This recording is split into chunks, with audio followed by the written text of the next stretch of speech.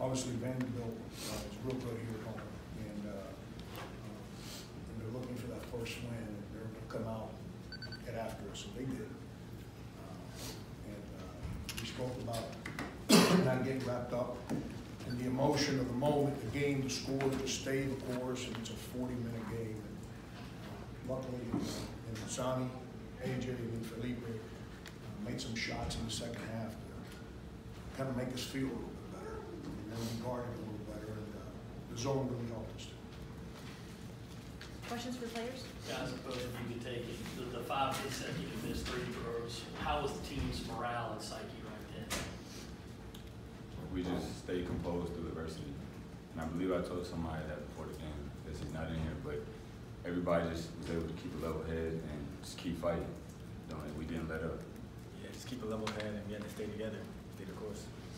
And Asani, obviously you had the big 3, and then you go into the line to kind of ice it. What was you've been here before, but what was your mindset right then? I mean, just, I don't even know how to explain it, to be honest. I mean, I just kept playing. As you know, in the first half, I didn't really make any noise at all. I just came out second half, and I knew that I needed to step up and help my team out. I felt comfortable at the line. And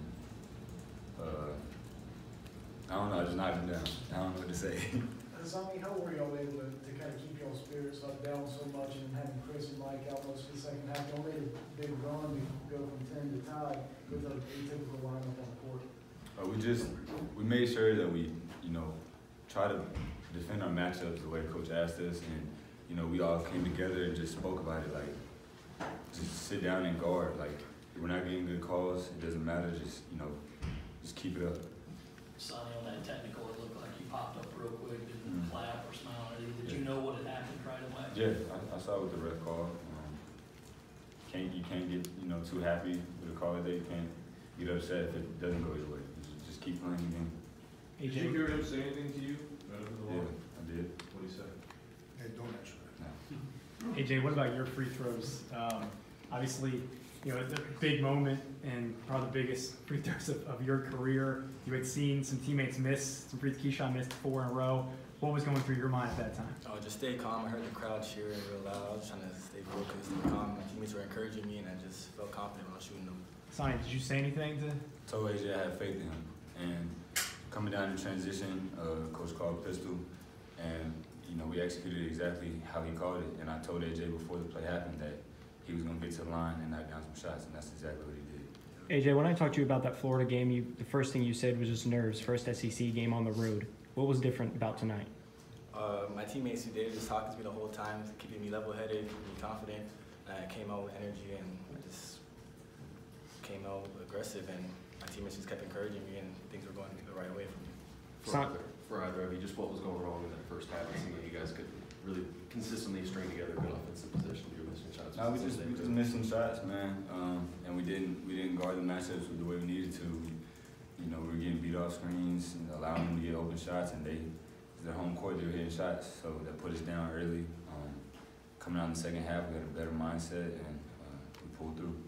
2 more. You guys have had a lot of close games this SEC season.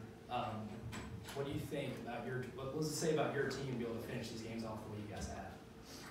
From the beginning of the season, we've been practicing real hard for these moments, and right now we're coming together as a team, focusing in and locking in to get these wins.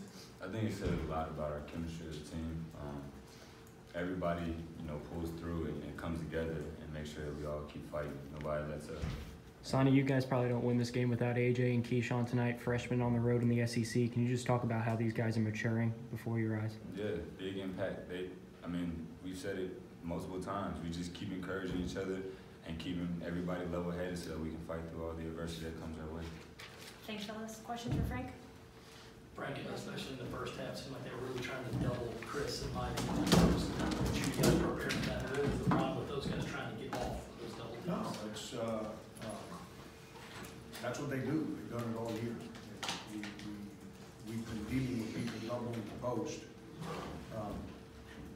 a lot, because we're one of the few teams in the country still post up, so people fight what we do by doubling the low post. We just make bad decisions. I'm talking about the guys with the ball. just didn't make good decisions. We made an adjustment in the second half from which side of the floor to enter into the post, but we still didn't get much done with post-ups today. And then once we're getting nothing out of Chris and nothing out of Mike, I decided to kind of open the floor and then, just, I don't know if that's what I'm looking for, or kind of countered our post-ups where we're trying to attack the paint off the bounce and cuts. And we did that. And we got some big-time offensive rebounds that we didn't make free throws off those offensive rebounds, but that also helped win the game, our ability to get extra possessions there. Frank, forever you could say that his team would go as Chris goes.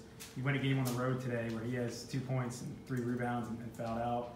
Just what does that say maybe about how you guys are growing here? We've been dealing with that, like Alonzo sprained his ankle on Monday. Like, he sprained his ankle like 2 minutes into practice. He didn't practice Monday, didn't practice yesterday, tried it a shoot around today. He goes out there and he got no idea what he's doing. When I tell you I have no idea how we make a successful play when he's in the game, I'm not lying. Because he's got no idea where he belongs. But we've been dealing with that all year as a team. And it's a matter of being resilient, being a team, not depending on just one individual. Don't get me wrong, we need Chris to play well. We need him to not commit all the fouls he committed today, which were all bad fouls. Not the calls were bad, don't get me in trouble. He made bad plays to commit bad fouls. But we got no production, nothing from him or Mike Kosar. Neither one of them played well for us today. And yet we go on the road and we scrap and fight to figure out a way to win. These kids, I've told you guys that cover our team, I've liked this team from day one. They've got a lot of resolve. And,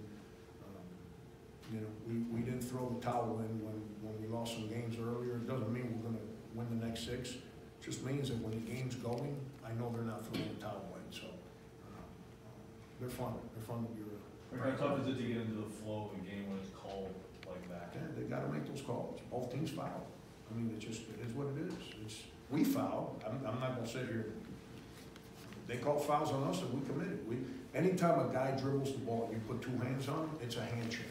We did that today. Give Saban Lee credit. They spaced us and they just drove us, and we didn't do a very good job of guarding the ball. And when you do that, the referees have a duty to make that call. They made it. I'll let Bryce answer questions for the Vanderbilt calls, but I thought our guys drove the ball too. That's part of the game. That's we played a game earlier this year where both teams combined to shoot 20 free throws, but some games flow the way this one did. The way we defend, we force people to drive the ball. So on games where we don't guard the ball the right way, we probably are going to end up fouling. And that's what we did today. That's why I went zone so much in the second half. Is that protecting people more, switch to zone, or just something you've seen from Vanderbilt? Yeah, they stopped running offense, like trying to pass the ball side to side to side.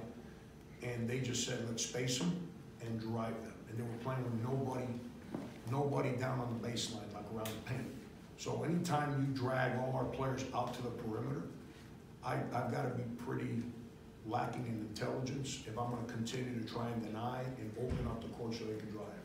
So anytime people do that to us, we go to our condensed man-to-man. The problem is that the guys guarding the ball today were not very good. The problem is I have to play Alonzo Frank a lot of minutes, and he has no idea what he's doing defensively. None. So our ball screens there were breakdowns in ball screen defense because you got a guy in there that doesn't know what he's doing. So we went to the zone to kind of protect, and it kind of worked for us, so I just wrote it and I stayed with it. Frank Keyshawn misses those 4 free throws, and you guys had a break. Did you talk to him at all, chin up or anything? Yeah, when he missed the last one he missed, the one before, I just said, stop pouting. You're the one that made the play to give yourself a chance. What the heck are you pouting about, man? Without your effort, we don't get those free throws. Just step up to the line and shoot it. And Key's grown up a lot, continues to grow up. He's not there yet. He's still, he doesn't understand how hard you have to play all the time, but he's growing up. Frank, what was the key in that run? Y'all were down 10 or so with the lineup, and you probably haven't played a whole heck of a lot. John, it's what we talked about. I'm telling you what I said at the beginning. Vanderbilt here at home is really good. they're kind of like us. You know, at home we're better because of our young players. You know, Vandy at home, when they shoot it better, you know, this is one of the unique home court environments. They got a great basketball crowd here. It's a hard place to win at. Hard place to win at. I've seen a lot of real good teams come in here and take losses. Arizona State came in here as a top 15 team or something like that, took a 20 spot. You know, it's we knew they were going to come out. We were in this boat last year when they came to us, and we know how hard we played to try and get our first conference win. So I kind of spoke to the guys about that. Like, they're going to come at you. Don't get wrapped. They got good players. Don't get wrapped up in the emotion or in the score. It takes 40 minutes. They're not stopping the game when somebody gets to a 10-point lead. You got to play for 40 minutes, and let's see where that falls at the end of 40. And we did that, and it worked out for us. Frank, do One you have more. to worry about any of the kids, you know, maybe feeling their oats a little bit with this start, just because of the way you guys started the season? You think everybody would be pretty grounded? Now, you guys can't run around and say that I'm the biggest grouch in the history of mankind, and then think I'm gonna let these guys kind of back off. You know, you can't say I'm a grouch and I'm a mean guy, and then turn around and think that I'm gonna go into a patty cake and practice or something, you know. Now, we don't know. I'm being smart out. We don't know. I'm gonna run practice whether we win or lose the same way.